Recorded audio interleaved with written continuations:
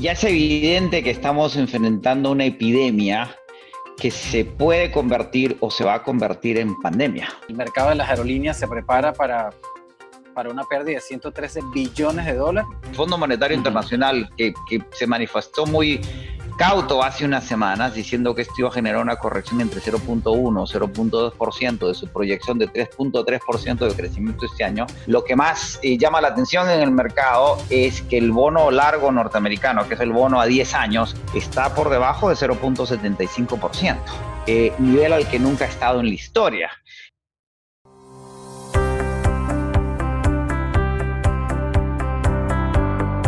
Bueno, la intención de este producto, como le decíamos, lo que estamos tratando de realizar es que a través de estas conexiones que van a ser muy rápidas, de pocos minutos, podamos tener un contenido excelente y podamos de alguna manera dar esa plataforma para conectarnos y seguir ese networking digital. Así que, Nelson, vamos a tocar el tema inicialmente de lo que es el coronavirus y cómo ha impactado a los mercados, y posteriormente tratamos de caer en el tema de Venezuela y sus nuevas regulaciones en el mundo del mercado de valores y cuáles serían esas oportunidades que podemos estar viendo allí y también sus riesgos, ¿no? Que eso vamos a entonces entrar.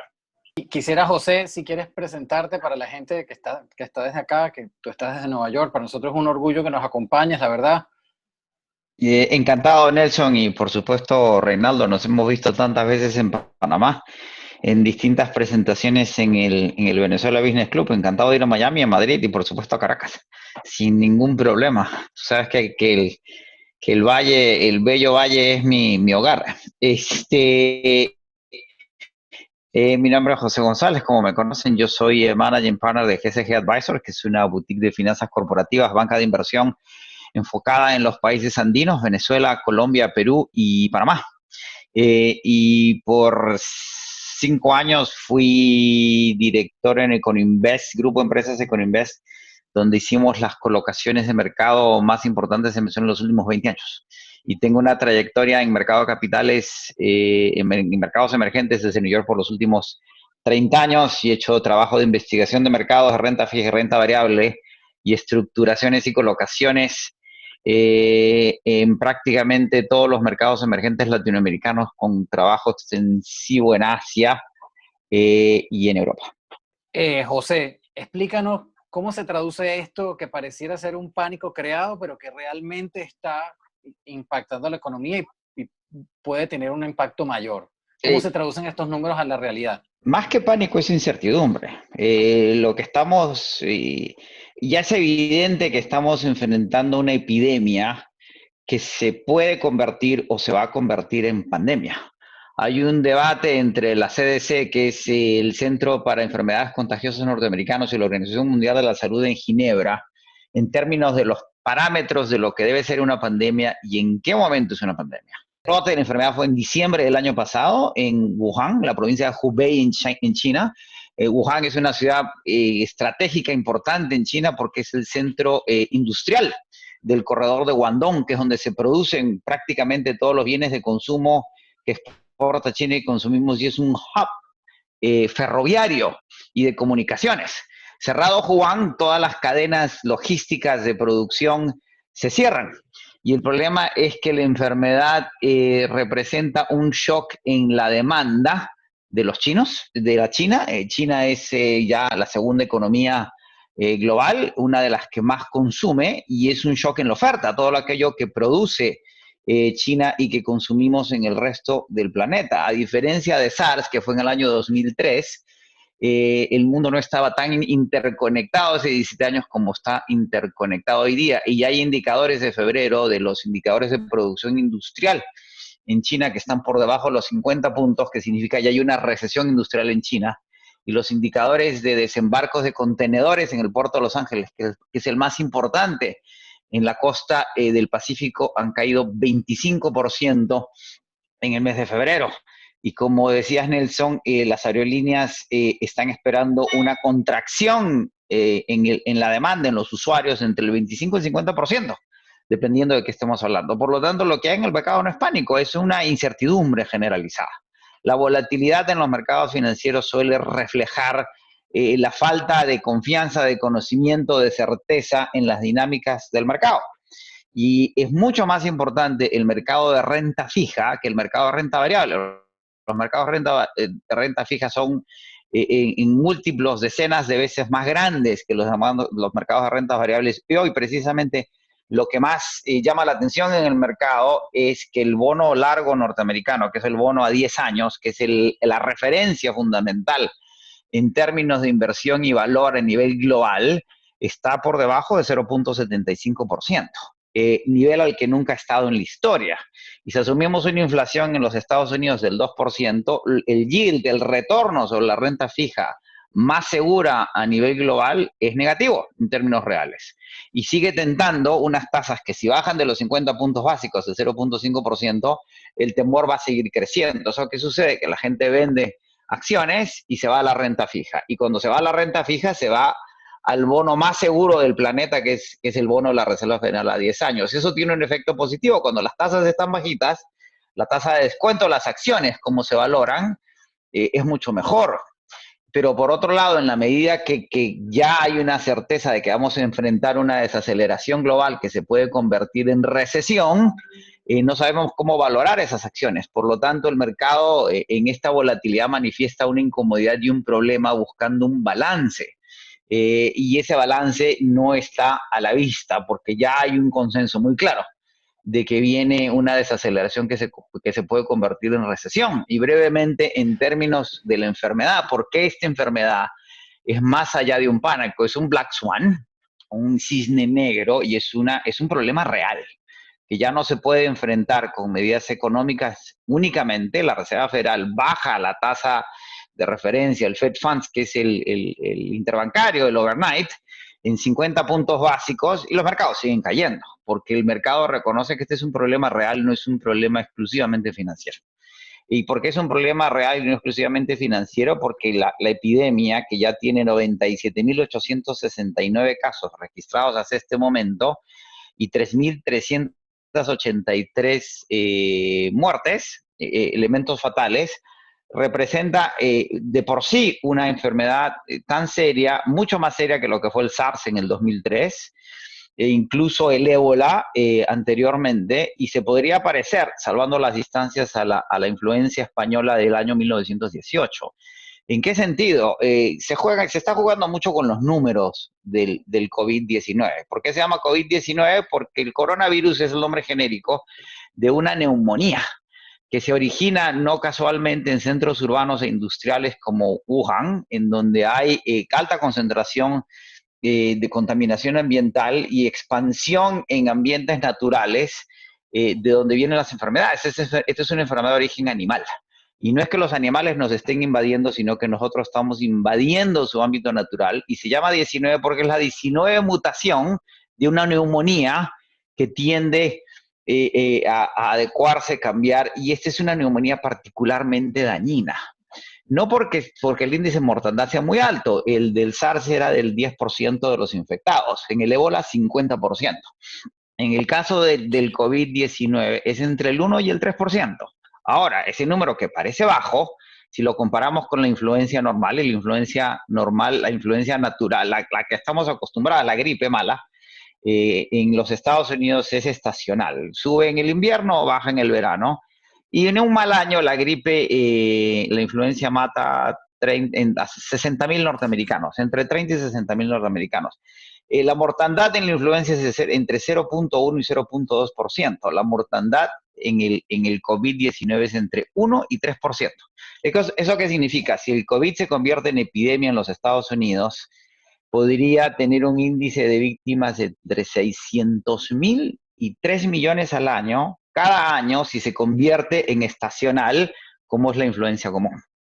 Y ya, ¿por qué se está convirtiendo en una pandemia? Porque los casos, ya tenemos clústeres de infección en China que se han estabilizado. Teníamos la infección, los infectados diarios en China eran entre 2 y 5.000, hoy es entre 200 y 500, pero no nos queda claro que la enfermedad ha hecho un plató porque China ha cambiado 2 veces cómo contabiliza a los infectados vis a vis las víctimas, o si la contención ha funcionado y ahora que están regresando a trabajar se va a volver a disparar. En Corea son 6.593 casos con una curva muy, muy pronunciada. En Irán son 4.747. Es particularmente peligroso Irán porque las condiciones de salud pública no son ideales. En Italia ya son casi 4.000 y es importante, en Italia eran 300 casos hace 2 semanas y se multiplicaron por 10 en menos de 2 semanas. En Francia hay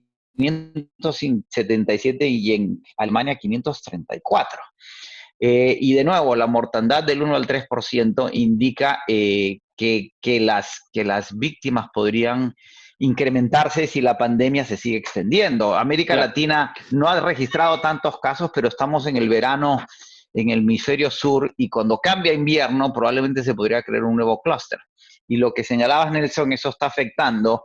El 40% del consumo se produce en escenarios sociales. Y si la gente rehuye esos escenarios sociales, ese consumo se va a ver afectado. Y es lo que están reflejando los mercados y lo que está generando la enfermedad. Y no estamos preparados completamente para lidiar con la pandemia. Y ya el discurso oficial de la administración Trump, que ha descubierto que con voluntarismo no van a controlar la enfermedad, es que lo peor está por venir. O sea, en términos de que hay que evitar el pánico, pero tampoco hay que ignorar que esta enfermedad recién está empezando y que los efectos son reales en términos de vidas humanas y en términos de dinámica económica. O sea que podemos interpretar de todo lo que nos estás diciendo, obviamente es información que, y lo vemos en todos lados, todos los días, es difícil, pues, ¿no? Sobre todo de manejar y vemos que va avanzando cada vez más. Y entendemos entonces por tu percepción, estando en Nueva York, ¿no? Estando de cabeza en el tema de inversiones y mercados, que se siente pues una crisis real y que hay una incertidumbre, o sea que independientemente de que esto pueda ser tratado como una gripe normal, vamos a suponer que en algún momento la gente reaccione y tome las medidas y se quede en su casa como aplicaron en China, que parece que fue muy rígido ese proceso. Eh, Igual los mercados perciben que esto sigue avanzando y se va a seguir, va a empeorar, pues, Eh, que Esta es, ya la, pareciera que hemos este, llegado al fondo. esta es la epidemia más seria que enfrentamos desde la influencia española de 1918. Eso ya es un hecho. Y eso no hay que ir a las fuentes originales, que son el CDC y la Organización Mundial de la Salud, y lo reconocen. Yo diría las autoridades norteamericanas lo reconocen y las autoridades italianas lo reconocen. Ahora, hay muchas cosas que ignoramos de la enfermedad porque es una mutación muy particular y ya hay una segunda o tercera mutación dentro de la mutación. O sea, ya hay un COVID-20, incluso 21, que no se terminan de determinar el genoma. Los virus tienden a mutar y porque al virus no le interesa matar al receptor, porque vive del receptor, ¿sí? Entonces ya la mutación siguiente parece más suave, pero eso no reduce el impacto en términos de salud pública que está teniendo la epidemia y que está a punto de convertirse en pandemia. Y el tema es que en términos de los shocks de demanda y consumo, esto va a generar una desaceleración global. Ya en China se espera que el crecimiento económico, que este año va a ser del 6%, caiga a 4.6%. La organización, la OSD y el Banco Mundial ya han adelantado números y asumen que en una situación de una pandemia leve, el número de víctimas puede ser de 1.700.000, con una contracción en el Producto Bruto, el Producto Bruto Interno Global del 0.4%. En un escenario catastrófico, hablan de 71 millones de muertos y una contracción del menos 4%. El Fondo Monetario Internacional, que se manifestó muy cauto hace unas semanas, diciendo que esto iba a generar una corrección entre 0.1 y 0.2% de su proyección de 3.3% de crecimiento este año, no se ha manifestado. Pero en abril, que es la reunión de primavera del fondo en Washington, donde deberíamos esperar una proyección de crecimiento importante, una corrección importante, se ha suspendido la reunión en Washington y se va a hacer virtualmente precisamente por el COVID-19. Ahora, José, entonces, ¿qué hacen los negocios? ¿Qué tiene la gente que nos esté escuchando, que tenga pequeños negocios, que tenga grandes negocios, la gente que nos escuche, que se tiene que enfrentar a esto desde el punto de vista de economía, inversionista? ¿Qué es lo que estás viendo tú que están usando como recurso para navegar esta En crisis? términos de demanda, va a haber una contracción de demanda, inevitablemente. Estuvimos el miércoles en el New York Stock Exchange con Roque Benavides, el presidente y accionista mayoritario de Minas Buenaventura, que es una de las compañías mineras más grandes del Perú, una de las minas de oro más grandes del Perú, y nos contaba que es evidente que viene, como decía Goldman Sachs, un shock en la demanda de metales y minerales. El petróleo cae de nuevo en el precio, a pesar de que la OPEP corta la producción en 1.500.000 barriles más, porque viene un shock en la demanda, especialmente de China, en el consumo de petróleo y gas. Y eso afecta a la cadena como en cascada de demanda. Ahora, el mundo no va a cambiar, la gente va a seguir consumiendo, las dinámicas económicas se van a mantener, pero viene un efecto. Entonces, prácticamente dependiendo la dimensión del negocio, mientras más global el negocio, hoy día está más expuesto, ¿sí? Mientras más local está menos expuesto, pero las cadenas de logísticas y las cadenas de abastecimiento se van a ver afectadas. Si usted importa producto de la China, va a tener problemas en esas importaciones. Entonces va a tener problemas en términos de inventarios, va a tener problemas en términos de demandas si la gente rehuye exponerse socialmente. Ya hay un índice que se anuncia hoy día sobre el efecto del COVID-19 en el consumo norteamericano particularmente, y ya hay propuestas de distintos bancos de inversión de qué compañías se pueden ver beneficiadas de la virtualidad. Las grandes compañías globales están anunciando cuarentenas, trabajo desde la casa en la medida que avance la infección. Las aerolíneas, los cruceros están siendo afectadas, los parques, o sea, Disney está cerrada y sin apertura hasta nuevo aviso, los parques públicos. No sabemos si se van a dar o no las Olimpiadas en Tokio, eso está por verse dependiendo cómo evolucione la enfermedad. Y en términos de los mercados de acciones y de renta fija, esto va a causar una serie de cuellos de botellas importantes y va a afectar cuando la tasa del bono largo está a los niveles actuales. No es que el crédito esté barato, sino que no hay crédito. Y eso causa una serie va a causar una serie de cuellos de botella a las instituciones financieras, a las compañías de seguro, a los fondos de inversión. Para que tengan un ejemplo, los endowments universitarios en los Estados Unidos, los fondos que mantienen el funcionamiento de una universidad, solían generar 11% al año. Después de la crisis de 2008-2009 generaban 7%. Con esa tasa tan bajita, hay que recalibrar esos retornos y eso contribuye a la desaceleración. Y hoy día las recomendaciones en general desde Wall Street es que no se puede invertir con estos niveles de volatilidad bajo criterios técnicos, sino de valor fundamental. Cualquier acción que se haga hoy día como una oportunidad probablemente no va a tener un retorno sostenido y rentable sino hasta dentro de 6, 12, 18 meses. Warren Buffett toma una posición importante en Delta esta semana en la aerolínea, pero el horizonte de Warren Buffett es de 30 años. Muchas gracias, José. Encantado. La verdad que vamos a tener que seguir informando. Quizás la semana que viene hagamos una reconexión para ver qué noticias nuevas tenemos y cómo ves tú las cosas desde Seguro, allá. un placer.